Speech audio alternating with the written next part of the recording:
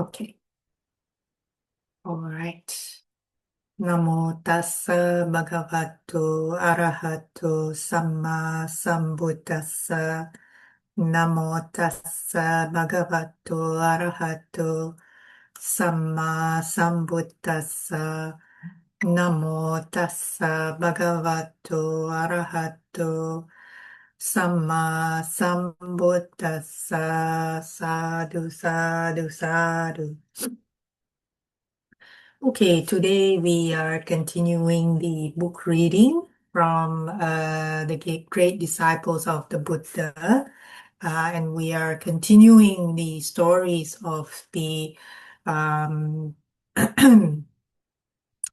female disciples or the senior bhikkhunis during the Buddha's time. And also some of the lay female, let's say, benefactors or devotees. So we started off with Vishaka, who was the chief female benefactor during the Buddha's time, just as how Anathapindika was the chief male benefactor. Visakha was similar in that nature, but female. And then we also went through Queen Malika and her story. So Queen Malika was actually born into a lower caste, but she due to her past meritorious actions, the King Pasenadi of Kosala, made her queen, and how she continued to keep her virtues as a queen, even though the king brought on a second consort. She was never jealous of the second consort. But she continued to keep her virtues, even to her death. Okay, so today we are now reading Bhaddā Kuṇḍalakesā, the Debating Ascetic. Okay. So in Rajagaha, in the capital of the kingdom of Magadha, there lived a girl of good family named Bhaddā, the only daughter of a rich merchant. And her parents kept her confined to the top floor of a 7-story mansion, for she had a passionate nature, and they were afraid that her awakening sexuality would lead her into trouble.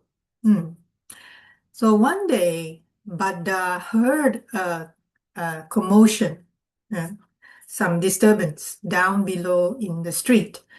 And when she looked out the window, she saw a criminal below in the street. And when she looked out, she saw a criminal being led to the place of execution. So the criminal was going to be executed. And he was a young man of station who had become a thief and was caught committing a robbery. And as soon as Bhaddā set eyes upon him, love arose in her heart, and she lay down on her bed, refusing to eat unless she could have him for her husband. Now, her parents, of course, tried to dissuade her from such folly, but she would see no alternative. So thus her rich father sent a generous bribe to the guard, the prison guard, and asked him to bring the man to his mansion. And the guard did as he was instructed, substituting a local derelict for the robber. So he swapped a criminal. Yeah. And the merchant gave the robber to his daughter in marriage, hopeful that his character might alter through this sudden change of fortune. So the father was hoping, yeah, that, the criminal, the thief, the robber would change, would become better because now he's suddenly married into the merchant's family. Soon after the wedding, however, the bridegroom became obsessed with a desire to take possession of his wife's jewelry. So thus he told her that while he was being led to the execution block, he had vowed that if he could escape death, he would make an offering to a certain mountain deity. Yeah, so he created a story because he still has that robber kind of tendency and he wants to steal his new wife's jewelry, Bhaddā. Right? So he created a story. He urged Bhaddā to put on all her finest ornaments and accompany him to the deity's haunt, a cliff off the top of a steep mountain. And when they came to the cliff, called Robber's Precipice, because it was here that the king would have criminals thrown to their death. So it's a cliff, actually not a mountain deity's haunt, but actually it's a robber's. It's a place where the king has criminals pushed off the cliff to execution, to execute them. So it's actually called a robber's precipice. So when they came to the cliff, her husband demanded that Bhaddā hand over all her jewelry to him. And Bhaddā saw only one way to escape this predicament. She asked her husband permission to pay final obeisance to him, and as she embraced him, she threw him over the cliff to be dashed to pieces down below. So quite a dramatic change of what happened here. I mean, she murdered her husband. So burdened by the enormity of her deed, Bhaddā had no desire to return to lay life, for sensual pleasures and possessions no longer had any meaning for her. And therefore she decided to become a wandering ascetic. And first she entered the order of the Jains. And as a special penance, her hair was torn out by the roots when she ordained. But it grew again and became very curly, for which reason she was called Kuṇḍalakesā, which means curly hair. So then she became known as not only Bhaddā, but Bhaddā Kuṇḍalakesā, Bhaddā of curly hair. Okay? So the teaching of the Jain sect did not satisfy her, so she became a solitary wanderer. And traveling through India, she visited many spiritual teachers, learned their doctrines, and thereby obtained an excellent knowledge of religious texts and philosophies. She became especially skilled in the art of debate, and in a short time became one of the most famous debaters in India.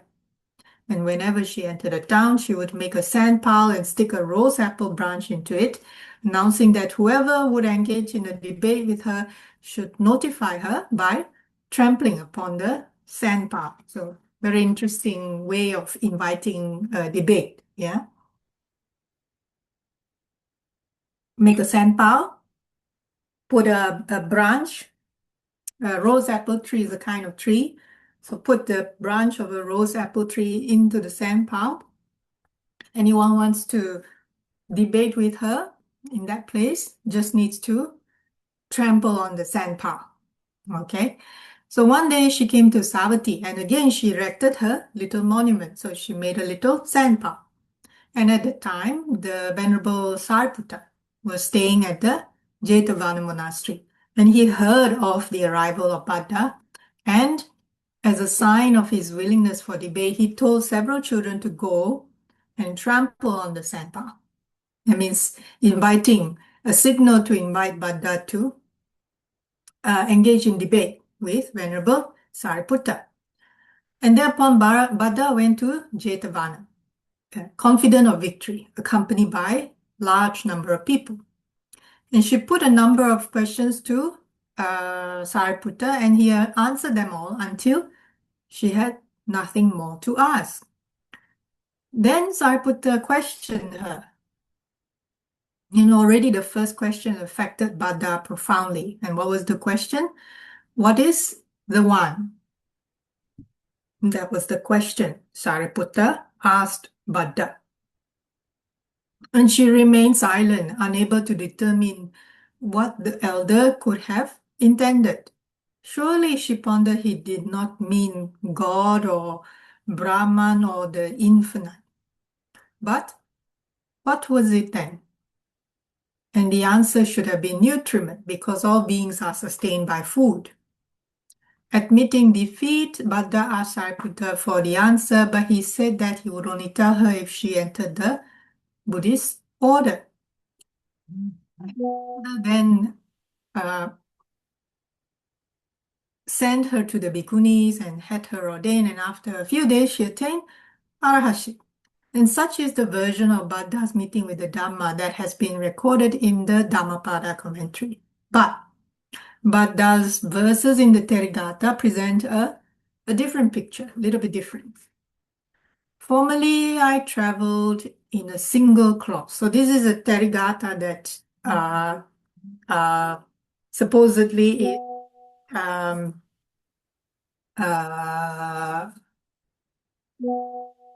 supposedly is recited or composed by Bhaddā. Okay, Therigatha means verses by the senior bhikkhunis, Theri. Yeah.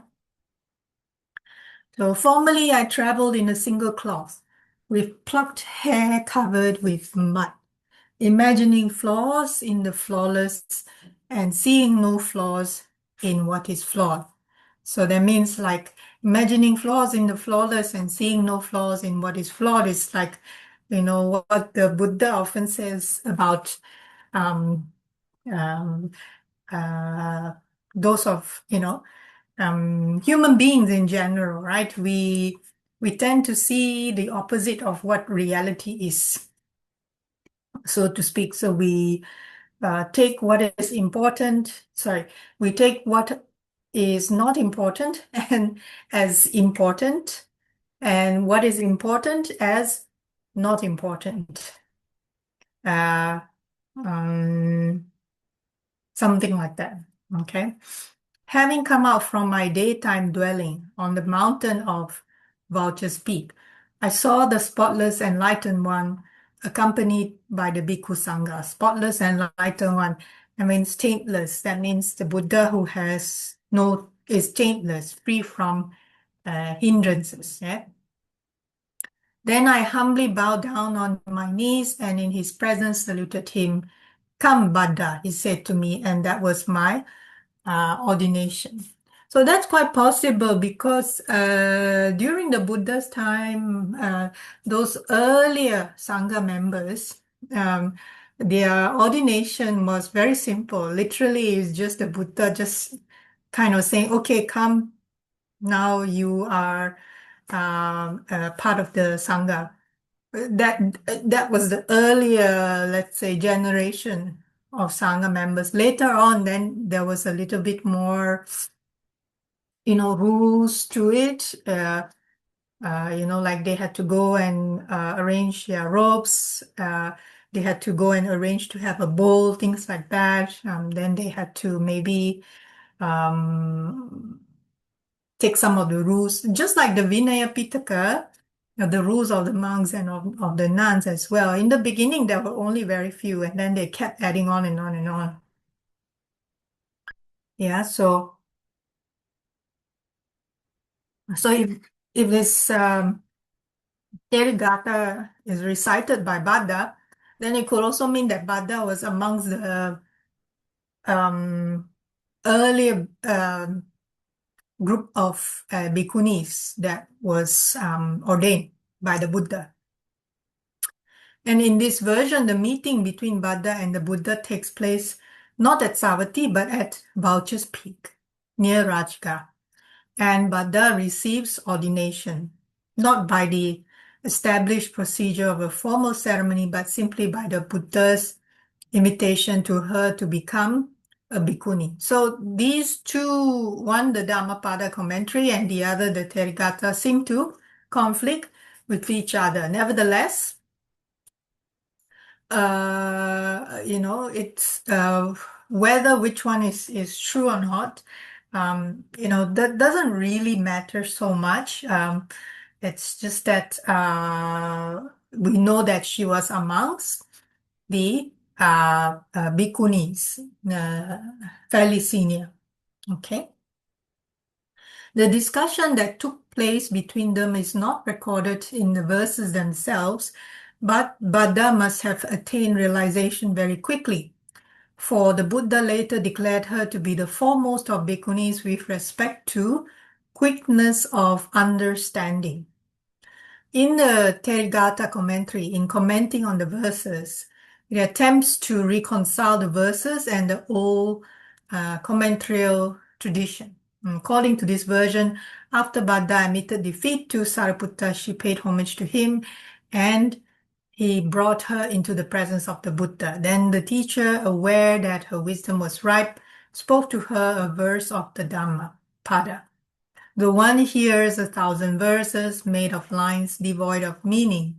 Better is a single meaningful line by hearing which one is set at peace.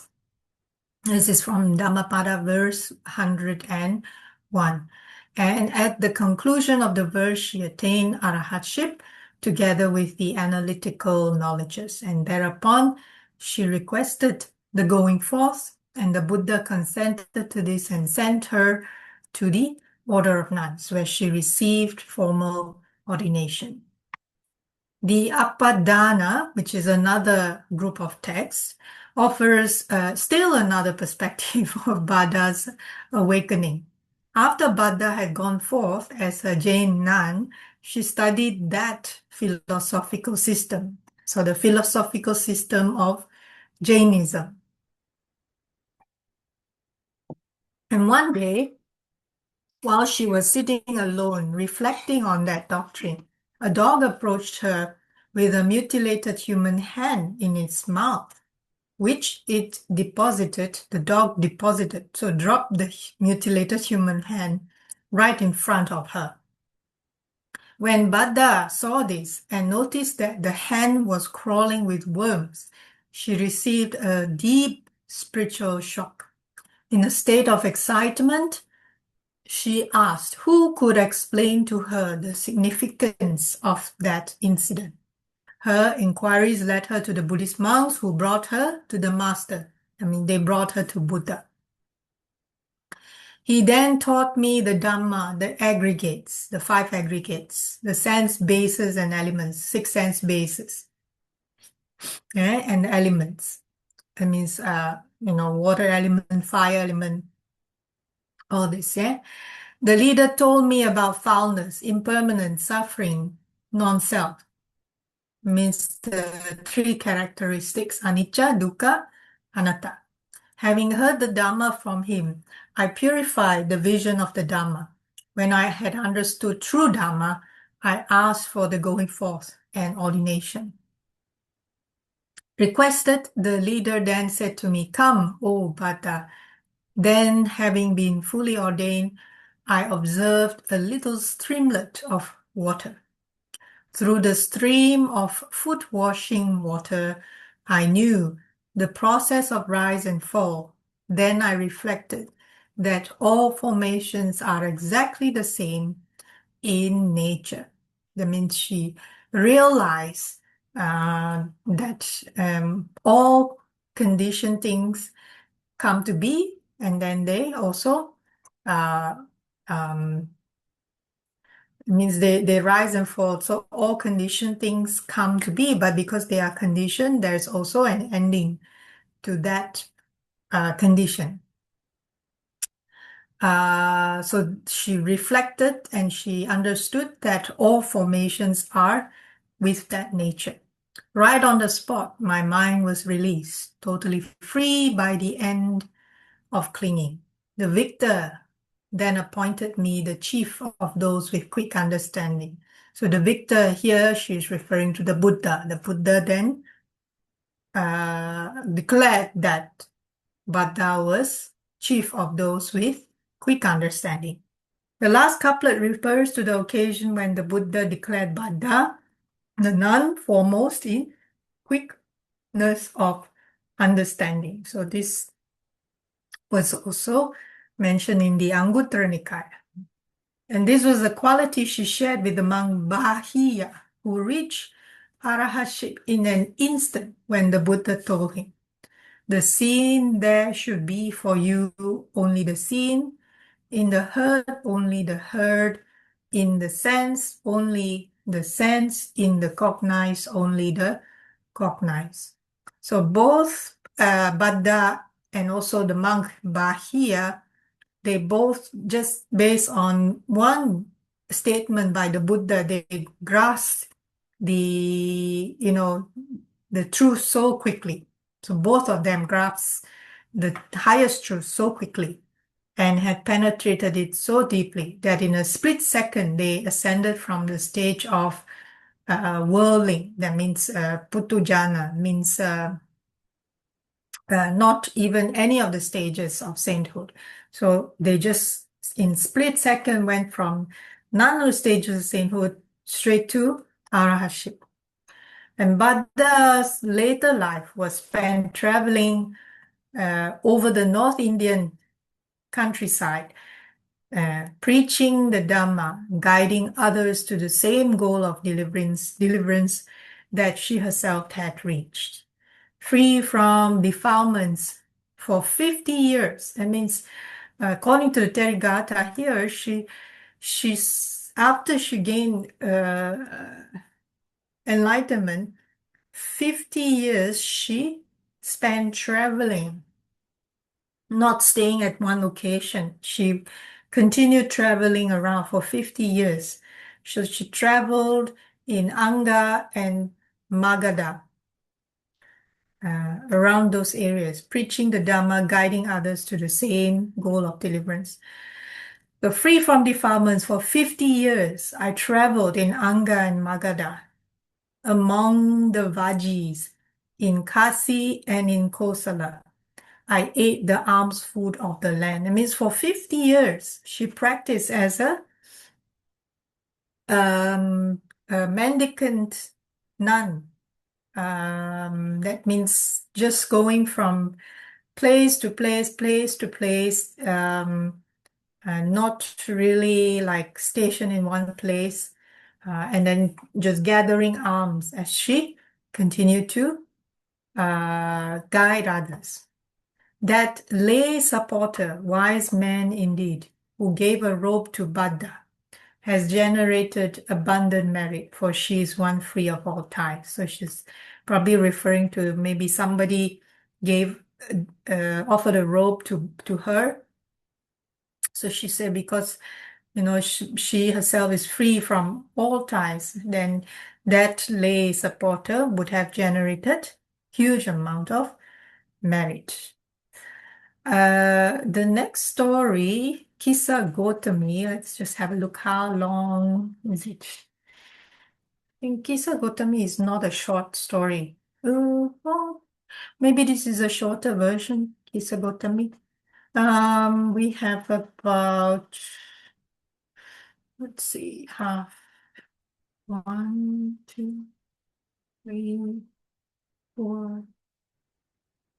About 5 pages of reading. I don't know. We have about another half an hour.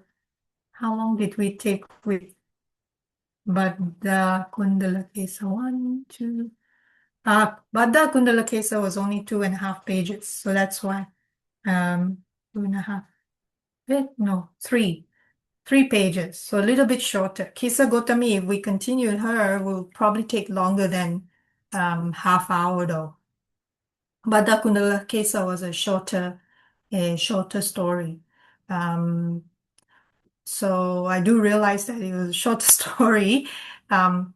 Just wanted to check in with those who dialed in. Would you like to leave Kisa Gotami's story as a full reading for the next reading, or do you want to do like a half today and half another day, like chop it into half? So. Okay, Pi votes it for the next reading, so like one full reading with one story. I tend to go for that as well. What about Paul and Madam Nanda? Kisa Gotami probably will be slightly less than an hour. You should be able to Yes. finish Kisa. Yeah? Yes, Kisa agree. Gotami? Yeah.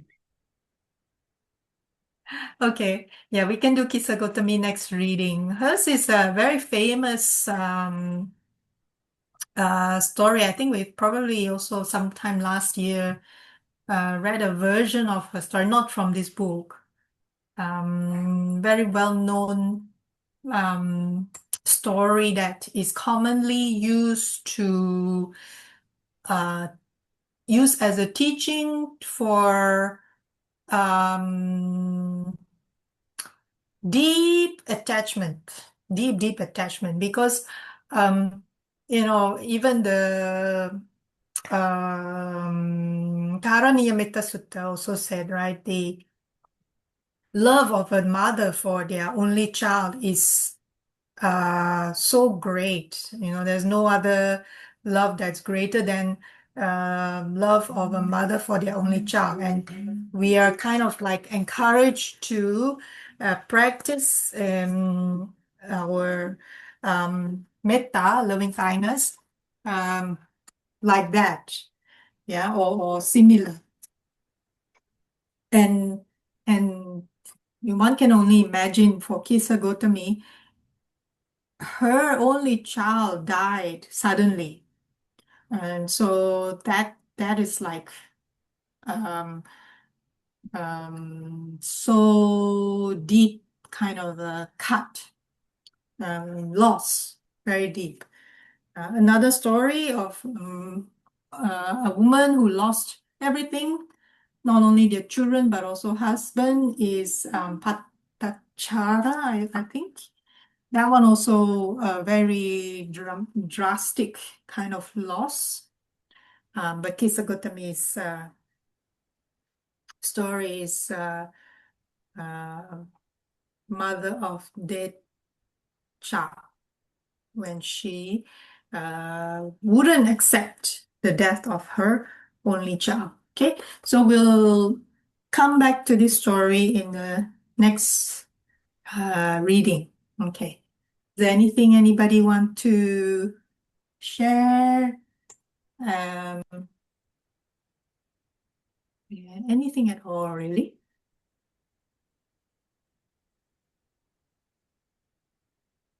So I guess there are two ways of experiencing our hardship.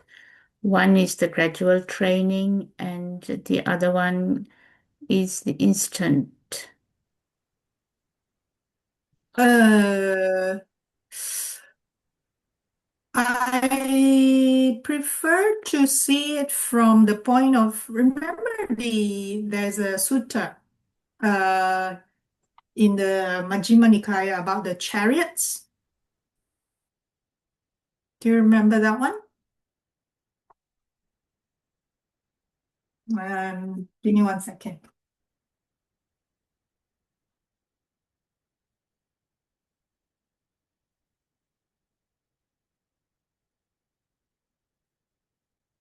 Well, it was about the, sorry, I remember the suttas by similes, not by name. Let me find chariot, chariot, chariot. Don't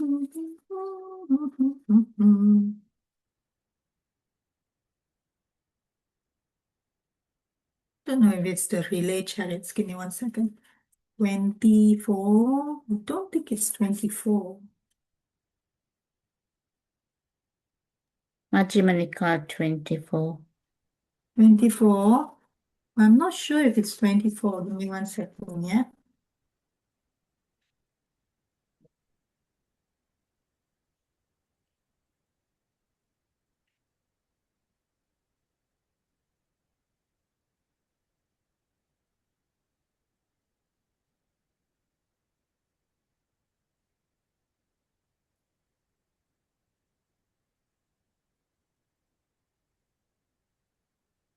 Mhm.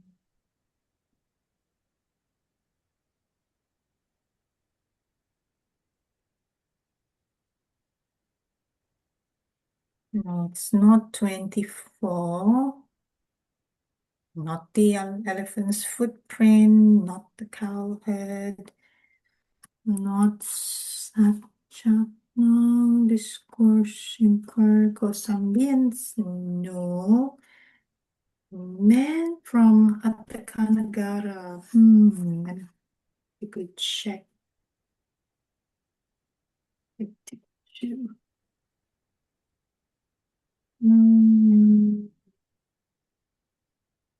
Sorry, just bear with me.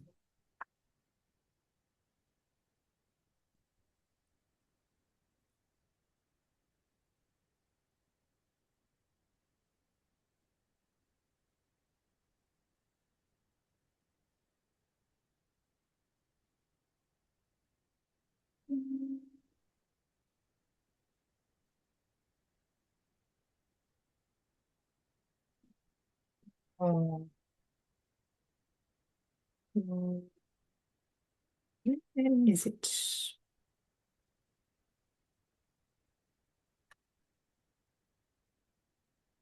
It's 11 types of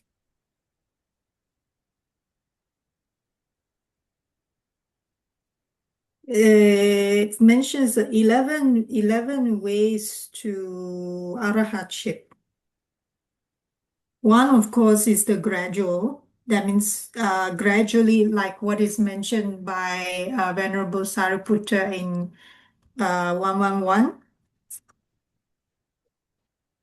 But the where is it? No, no, no, no, not the. Uh, uh, uh,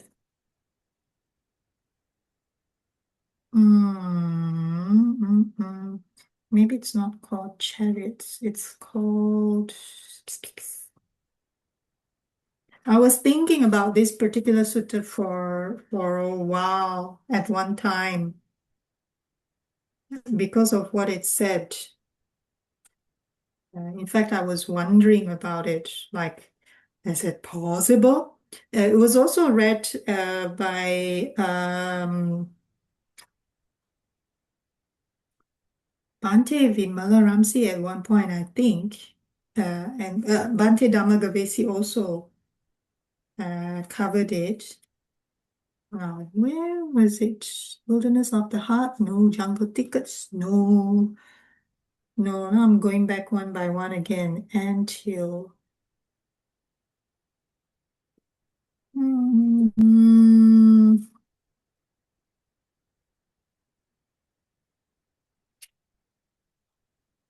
It started off with someone saying if one were to go from here to there, if a king were to go from here to there,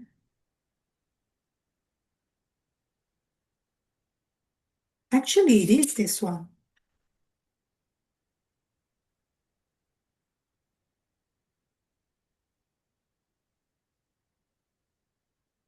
Sorry, let me grab my reading glasses. I can't.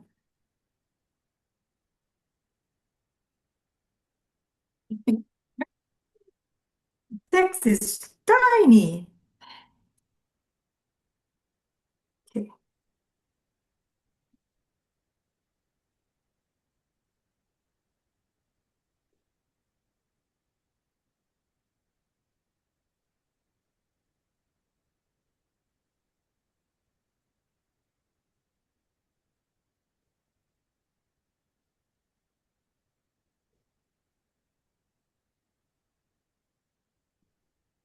Oh, I think I confused the two. Actually, the relay of the chariots is it is the story about how the king Pasenadi goes from one to another place and how he would have seven relay chariots. But actually, it's not in terms of how we can skip through the different stages of sainthood here. This one actually is more on uh, uh, okay, so the story of the relay chariots, which is number 24, it's about how the simile is how um, the king would have to first mount the first relay chariot. Then, using the first relay chariot, he would arrive at the second relay chariot. So would have to dismount from the first one and go to the second one, and then from the second one, he had to dismount and go to the third one, and all that until the seventh one. And then this one then would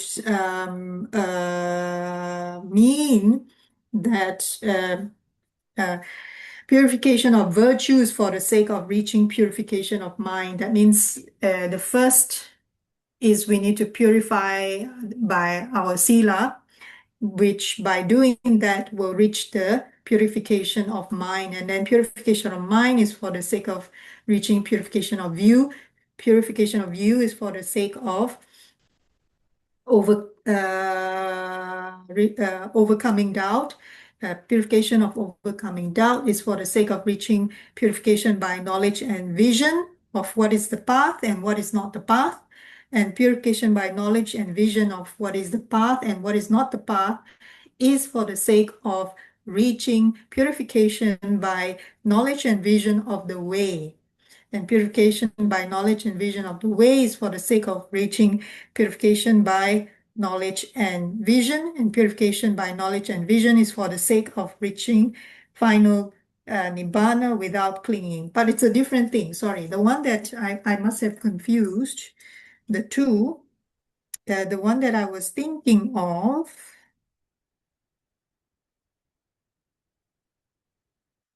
is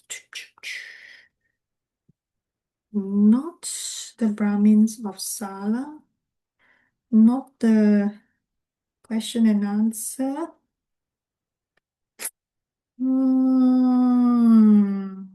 Who's Indian? I don't think so. No. Anaraka, maybe. Uh,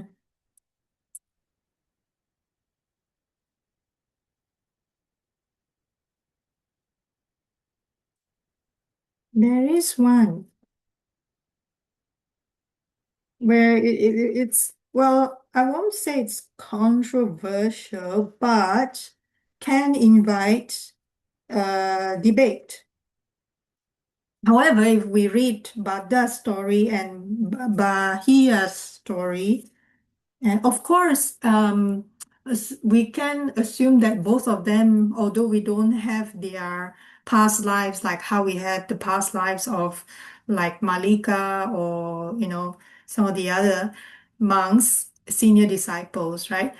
It's quite likely that Bhaddā and Bahiya, they both had made certain aspirations back to, for example, Buddha Padumuttara, which is like a few Buddhas before present Gautama Buddha. That means countless of aeons, and then continue developing that virtue over time. Could have been quite likely, you know.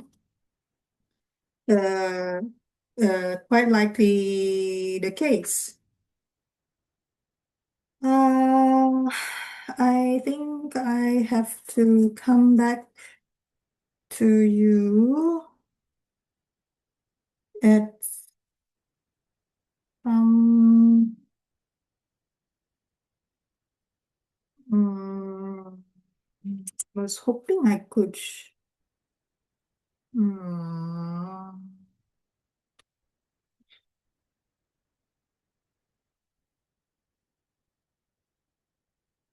sorry, I think I will have to come back to you on, oh, 1029, is it? Is it 1029?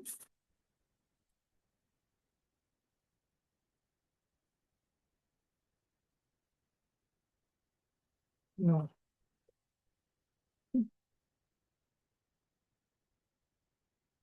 Sorry, I think I will have to come back to you on this one, I'm afraid. And no problem, May. I think you're right. Like I think it could be last week or recently you Mm. read about Venerable Kema. I mean, Mm. she became an arahant simply by seeing a woman, a very beautiful woman getting old.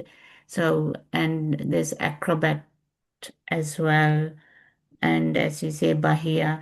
So you're right. It is a gradual training, but the training, the purification has started in their previous lives and have ripened in Gautama Samma Sambuddha's time, and they're simply ready to experience arahatship. So it is gradual training, um, but some um, awakening happens spontaneously or sudden. Um, so I understand it. Yeah. Thank you very much.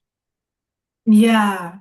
And actually, now that I come to think of it, the other sutta that I was thinking of is, I think, uh, not jumping from one stage of sainthood to another.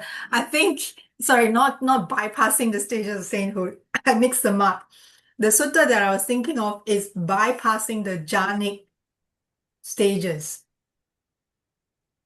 So, in the Majjhima Nikaya 111, the Anupada Sutta, the Venerable Sāriputta explained the different jhana levels as he went through them over the course of 14 days, um, stage by stage. So that means uh, when he was in jhana state one, this is what was observed. And then naturally, as that came to fruition, then he falls into the second jhanic state.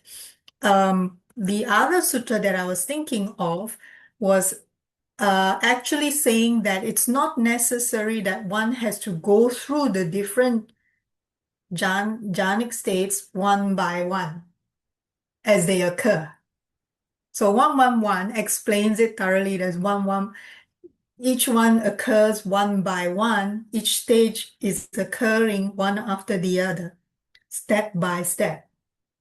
But there is another sutta that says that it's not necessary to go like this, like jhana stage one, and then you remember those of us who was sat in Venerable Sister Kema draw a picture like a waterfall, where let's say the first pool, once the first little pool of water is filled, then it naturally will fall into the next pool of water. And when that is filled, then it will naturally like that. So it's like bloop, bloop, bloop, bloop, bloop.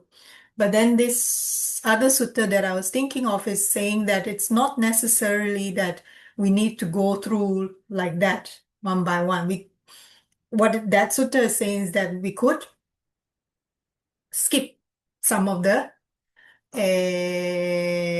different stages, depending on our practice, our mind state, our cultivation, and Madam Nanda, as you say, yeah, cultivation not only in this life, but in previous lifetimes as well. So many factors, and um, yeah, so many factors. Yeah, I Ultimately, think you're right. It says something like by wisdom and by, I can't remember the other one.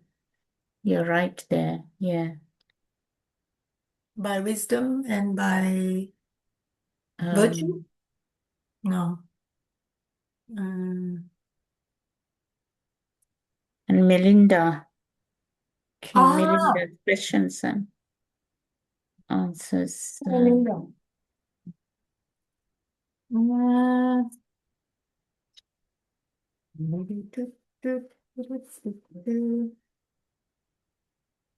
Hmm. Hmm.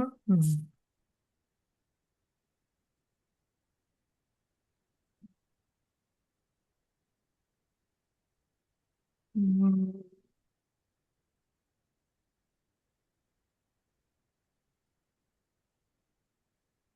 Be good if we have what called unfailing memory, yeah.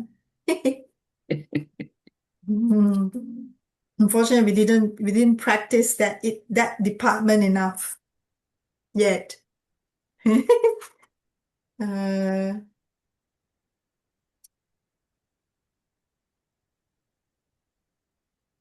I'm looking at the glossary. No, wrong place. Am I looking at index? Where is the index? Ah, it was to do with one king. Just can't remember which king. Hmm. I not here. Anyway, now I'm curious. So if I find it by the next reading, I'll come back to it. Briefly though, not in detail. Um, okay. yeah, but when I heard about that, when I heard that sutta, initially I was I was a bit doubtful, but that was because I was oh, sorry. But that was mainly because I was for a long time holding on to the belief. Again, it's a belief, it's a view. Holding on to the view that one has to go through each stage of jhana one by one. That means if I didn't finish the first stage of the jhanic stages, I cannot graduate and go to stage two. It's almost the belief like if I go to school and I haven't finished year one, I cannot go to year two. Oh, anyway, it was a belief of mine. Okay, never mind. So I held on to that belief for a very long time, and that's why when I heard that sutta, I was like, eh, is this another one of the suttas? You know how Bhante Vimalaramsi was saying there are two suttas in the Majjhima Nikaya that don't align with the rest of the suttas. One is is it the two kinds of thought? Where part of it says the man has to clench his teeth and, that's the first one. And then there was another one I cannot remember. So two suttas that don't align with the rest of the Majjhima Nikaya. And then I was thinking to myself, but I never said to anyone. I was like, could this be another one? But nobody really debates or argues about it. Anyway, I don't really hold on to that belief so much anymore. It's just a belief anyway. All right, okay, we shall end here. Sorry about the let us share some merits, and then next time we'll come back to Kisa Gotami's story. Okay. Wait. Share. Okay. Okay, I'll try to fit it in one. Okay. So let's share merits together. May suffering ones be suffering free. and the fear-struck fearless be. May the grieving shed all grief, and may all beings find relief. May all beings share these merits that we have thus acquired for the acquisition of all kinds of happiness. May beings inhabiting space and earth, devas and nagas of mighty power, share in this merit of ours. May they long protect the Buddha's dispensation. Sadhu, sadhu, sadhu. Okay.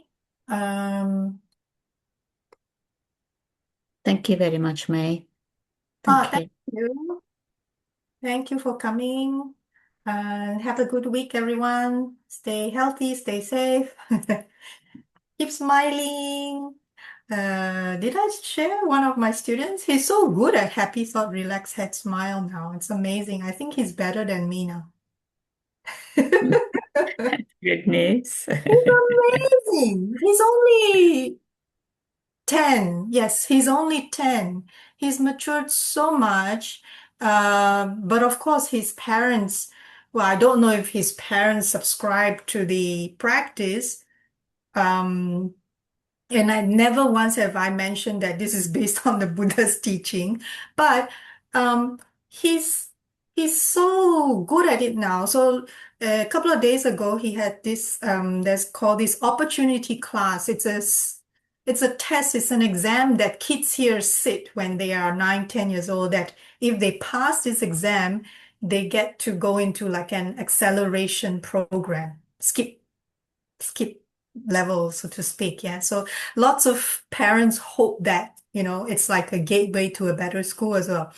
So he said to me, and kids don't really lie. And he said to me, as I went to the exam hall, I was a bit nervous, of course. Uh, but then I remembered to do happy thought, relax, and smile. And then I remembered, oh, my happy thought. And I remembered that all my friends will be there in the hall together with me. And the nervousness just went away, and very quickly. And then I wasn't nervous anymore. And I was able to do the test, give it my best.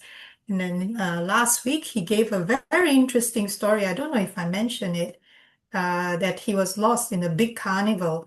And then very quickly he regained his senses, asked for directions, and was even able to perform together in a dance group on stage very well, and had no trace of the trauma. So he's amazing, amazing.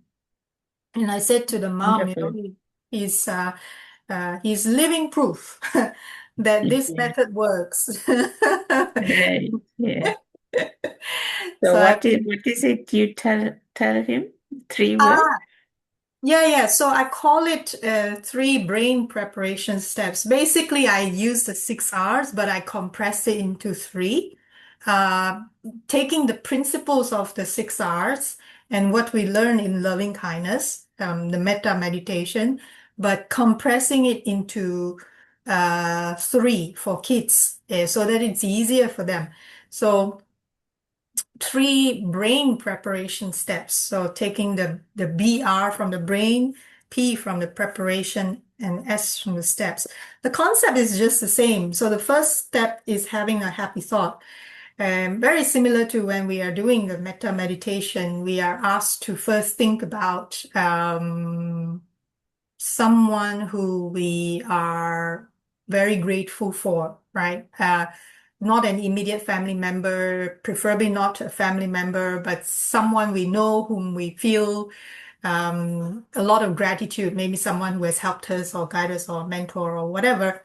And then we have that loving kindness towards that person. So similar concept, but for kids, I allow a little bit of freedom there. So I just ask them to think of something or an event that when they think about it, it makes them feel nice and warm inside.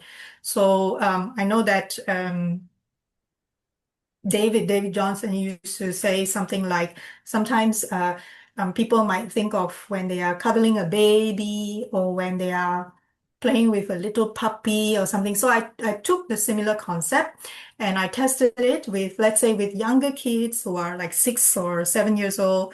I would suggest, they have a favorite soft toy or a favorite teddy bear or something that when they cuddle, it makes them feel nice, warm, fuzzy inside. One of my previous students, he has a blanket, which he calls blankie, that when he, um, you know, hugs the blankie or cuddles the blankie, it immediately makes him feel very warm, secure, nice inside. So that's the first step. And then the second step is to relax the head, which because in the 6 hours, the relaxed step is very important. So that's why that has to be part of the three-step approach. And then smile obviously cannot be removed from that. So having that happy thought, relaxing the head and smile, I just compressed the 6 hours into that and figured that, well, again, it was an experiment when I started it about 4 years ago. It was an experiment to see if it were compressed and simplified like that for kids, assuming these are kids who do not have history.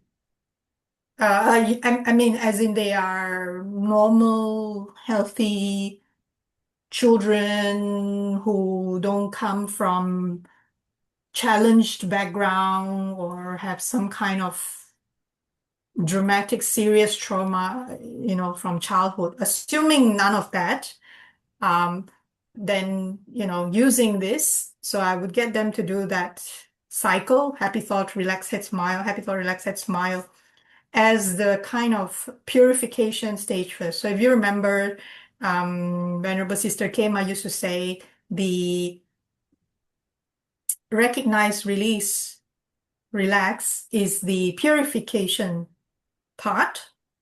And then re-smile. Did I mix it up? Sorry. Recognize, release, relax, re-smile, return, repeat. That's right. So the recognize, release, relax is a purification of the mind part. And then the re-smile, return, repeat if necessary is the purification of the mind part. So then I would get kids to go happy thought, relax head, smile, but cycle that quickly, just like how we should cycle through the 6 hours quickly and not stick to each stage like for long time. The idea is go through the 6 hours in a couple of seconds. And then take from the concept, again, I'm just taking the concepts of what we've studied, and then reframing that for children. So basically experimenting with it. Go happy thought, relax, smile, happy thought, relax, smile, happy thought, relax, smile. Go with that cycle. And then in terms of the music, because we are training the brain to recognize certain patterns and coordination of brain and body, using the music to, as Venerable Sister Kema used to put it, talk to our brain like a 2-year-old. That means be very simple, very specific in the instructions that we are giving to our brain. And it seems to work very well for children, provided they have that means we would have developed that certain amount of trust with them. With children who have no faith, no trust in the instructions or in the guide, it doesn't work at all. Similarly, we can talk about the 6 hours until the cows come home or until pigs fly. But if the person who's receiving the instructions of the 6 hours have no faith in the 6 hours, or the guide that is delivering that instruction, then yes, nothing will come to be. Yeah. So, yeah. Anyway, okay, we really have to go. All right. Take care, everyone. See you next time. Bye Thank bye. you very much indeed. Thanks a Okay, lot, bye May. bye. Bye bye. Bye-bye.